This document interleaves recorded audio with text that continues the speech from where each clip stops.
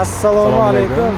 Bormisiz? Qandaysiz? Ko'rishmaganimizga ancha O'zi bo'ldi. yaxshimi? Nima shamol o'chirdi? Qani boshlangchi. Pavorotdagi obyektga ko'pchilik qiziqyapti. Manzilni tushuntirmagan ekanmiz. Bo'l. Biz hozir qayerdamiz? Manzilni bitta tushuntiring. Xo'p, qarang. Pavorot ko'chasi. Mana bu bino Pedinstitut.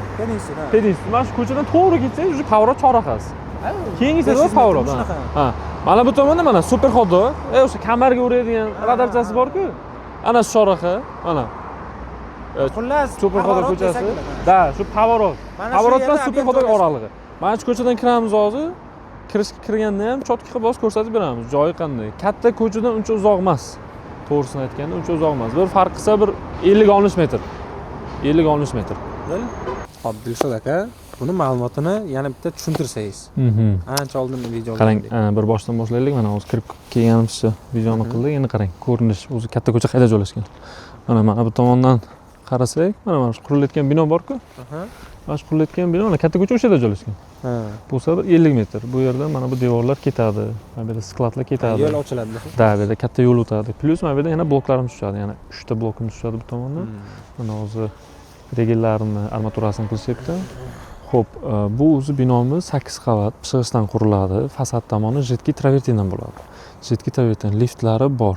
Mana shu yerning o'zida 1 2 3 4 5 ta podyezdimiz ko'tarilgan. Hozir tom qismi qilinyapti. Mana karkasini qilyapti tom qismini. Xo'p, bu yerda o'zi qolgan bo'lsa 3 tami yo 4 ta qolgan. 4 ta kvartira bor hozir. Da, 4 ta kvartira qolgan bu yerda. Buni xudo xolasa yilning oxirigacha polni fasadlarni qilib olamiz. Mana shu blokni yil oxirida remontni boshlasa bo'ladi. Remontni boshlab bo'ladi.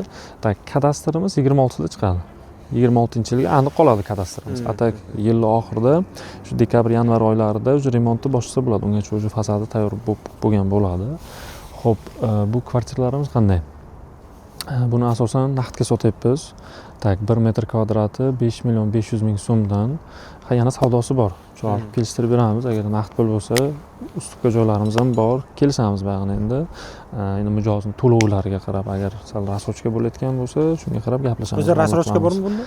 O'zi rasrochkani uncha ko'p qila olmaymiz. Uzog'i bo'lsa bir 6-7 oygacha qilib bera olamiz rasrochkani. Unda o'zi narxiga ta'sir qiladi.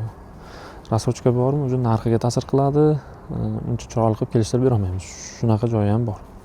Xo'p, ushbu majmuamizda hozir qolganlari 68 kvadrat, 71 va 3 xonalik 91 kvadratlik bor. Tak, 91 kvadratligimiz 3-qavatda bor, 68 kvadrat 4-etajda bor. Tak, yana bitta 91 7-qavatda bor. Keyin adashmasam bitta birinchi qavatda qolgan. Bitta birinchi qavatda qolgan. Bitta klientimiz ko'rib ketgandi, hali javobini aytgani yo'q. Endi hozircha bo'sh.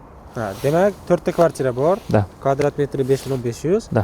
Rasrochkasi uzoq muddat emas. Da. Pavorot, hamma sharoit bor. Pishg'ichdan quriladi. Shunday.